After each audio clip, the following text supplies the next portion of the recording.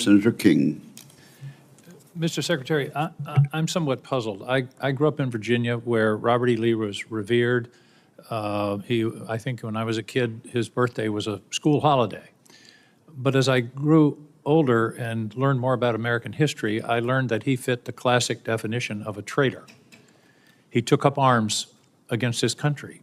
He broke his oath as a member of the United States Army, which he took upon entering his career at West Point.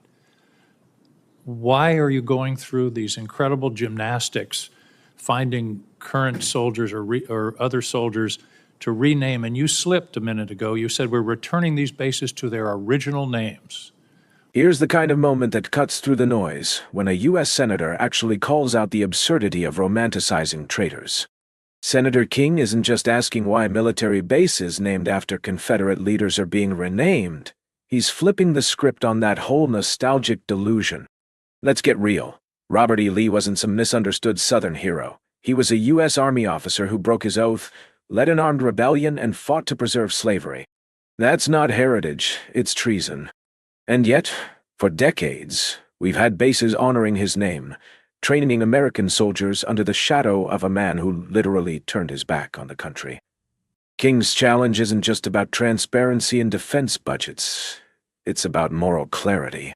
Why are we still debating whether to stop glorifying enemies of the United States?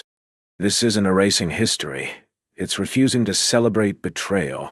And if that makes some people uncomfortable, maybe it should.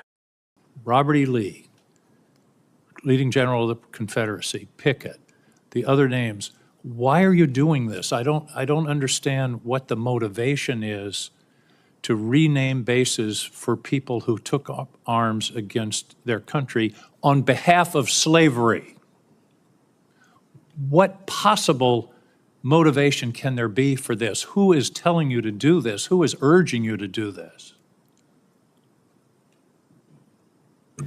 Senator, the veterans and service members across the country who have deployed from Fort Bragg or Fort Benning or Fort Hood or Fort Pickett, there's a legacy, there's a connection to those bases and to those places, to what they trained for there, what they did for, and what they came home back to. That matters to them. Ask enough of them, as I do, all the time, before and later. And we recognize the service of those who were put into the replacement. No one's disputing that. I would never dispute that. What we're looking at is erasing history, erasing names, erasing base names that service members are tied to. Talk to people that serve at Bragg. Ask people that serve at Fort Bragg or Fort Benning. Let's break this down, because Senator King just walked straight into the heart of a moral contradiction. He's grilling Pete Hegseth over the decision to rename military bases that still bear the names of Confederate generals, and the defense? That it would erase history and disrupt some emotional connection soldiers have to those names. Really? We're talking about bases named after men who took up arms against the United States to defend slavery, and we're supposed to preserve that for the sake of tradition? That's not historical. It's historical gaslighting. Nobody's erasing the past. We're just determined to stop honoring traitors with taxpayer-funded monuments. If a name is the only thing anchoring someone's emotional bond to a base, maybe it's time to reflect on what that bond is really tied to. The military isn't just about loyalty, it's about values. And keeping Confederate names on federal property isn't honoring heritage, it's institutionalizing betrayal. If they like the fact that the names have been returned, and to a man and to a woman, they will tell you, thank God we're back to Fort Bragg, and thank God we're back. And thankfully, because so many men and women in this country have served, there's a Benning and a Bragg and a Pickett and a Hood that has a Silver Star or a Medal of Honor that we could rename the base to because of the limits of what Congress allowed us to do. So this is something we've been proud to do, something that's important for the morale of the Army, and those communities appreciate that we've returned it back to what it was instead of trying to play this game of erasing names. We're not erasing history, Mr. Secretary. We're recognizing history and recognizing that mistakes have been made in this country.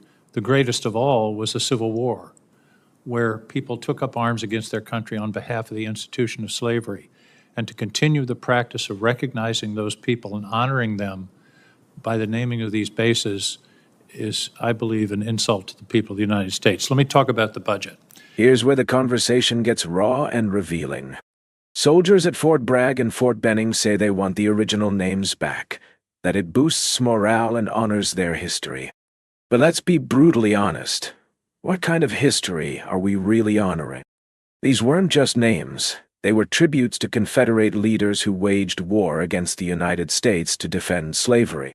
So when the U.S. Secretary of State is questioned for renaming these bases, the real issue isn't tradition, it's whose legacy we're choosing to elevate.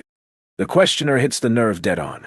Honoring Confederate generals isn't patriotism, it's a slap in the face to every American who still believes in liberty, equality, and the Union those Confederates tried to destroy.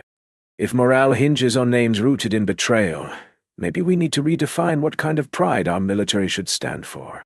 This isn't erasing history, it's refusing to celebrate treason. I don't understand why the budget is coming to us in two pieces. Why not give us an honest base budget instead of putting a piece of it in reconciliation? As I understand it, OMB is saying we're going to have a flat defense budget for the next 4 or 5 years. Are we planning reconciliation every year from now on? Why not give us an honest budget, telling us what your priorities are, and then we can consider it. This committee always works in a bipartisan basis on a defense budget. We all want to see some increases in the defense budget, and yet you're giving us this this fake, here's a piece of the budget, here's another. You're cutting, in the base budget, you're cutting shipbuilding in half and saying, well, we're going to make it up in reconciliation. Are we going to have reconciliation every year, which basically, by the way, puts a significant part, 10 or 15% of the defense budget, in an wholly partisan decision-making process, whereas in the history of this committee, it's always been bipartisan. Why are we doing it this way? Senator King is putting the spotlight on one of Washington's dirtiest little secrets, how the defense budget gets sliced and diced behind closed doors. By questioning the decision to split the defense budget into two parts, King is demanding what every taxpayer deserves: transparency. Because let's face it, when budgets get murky, so does accountability. King's concern is clear. Partisan-driven cuts are threatening to carve out 10 to 15% of the defense budget without real debate or justification. That's not fiscal responsibility, that's political sabotage dressed up as strategy. We're talking about potential gaps in national security, troop readiness, and critical programs, all because some lawmakers want to play games with the bottom line. King is asking the right question. If these cuts are so defensible, why hide them in the shadows? This isn't about left versus right. It's about whether we value a defense budget based on real needs or political optics. Senator, from our view, the budget number 961 meets the requirements and threats that we face. And that's not the number. The number is 892.6. You're adding reconciliation. That's my whole point. Why not give us a base budget of 961 or whatever the right number is, what you consider the right number, and then we can operate and make our decisions. Why do it in this bifurcated way that really is fooling the American people about what the defense budget is? We're not trying to fool anybody, sir. It's two bills, one budget. We're working with OMB, and we feel very comfortable with the number of $961 billion. Why don't you give us a straight-up budget for the Defense Department? That's my question. Senator, this is a straight-up budget for the Defense Department, and it's a 13% increase over what Joe Biden gave us. It is a two-part defense budget. Part of it is in reconciliation instead of in the budget that's being presented to this committee. This committee only has a partial review of the budget. I don't understand why we can't have an honest, straightforward budget instead of this son of Oko that you're putting over on us. Thank you, Mr. Chairman. Senator King just cut through the notorious smokescreen and demanded something radical: honesty. In questioning Pete Hegseth about the Defense Department's split budget, King zeroed in on a tactic that too often lets Congress play shell games with trillions of taxpayer dollars. Instead of a straightforward, transparent base budget, we get a Frankenstein monster of numbers, mashed together with reconciling gimmicks that blur the real picture. King isn't buying it, and neither should we. By merging routine defense spending with reconciliation funding, leaders are able to sneak controversial cuts or hikes through the back door without real accountability. King's message is simple. If we're going to fund the most powerful military on earth, We need a budget that doesn't hide behind procedural tricks. This isn't just about fiscal discipline. It's about restoring integrity to the process. Because if the Pentagon's budget can't stand up to daylight, maybe it's time to rethink what we're defending. So what do you think? Let us know in the comments. If you enjoyed this video, don't forget to hit the subscribe button. The next one is even more controversial.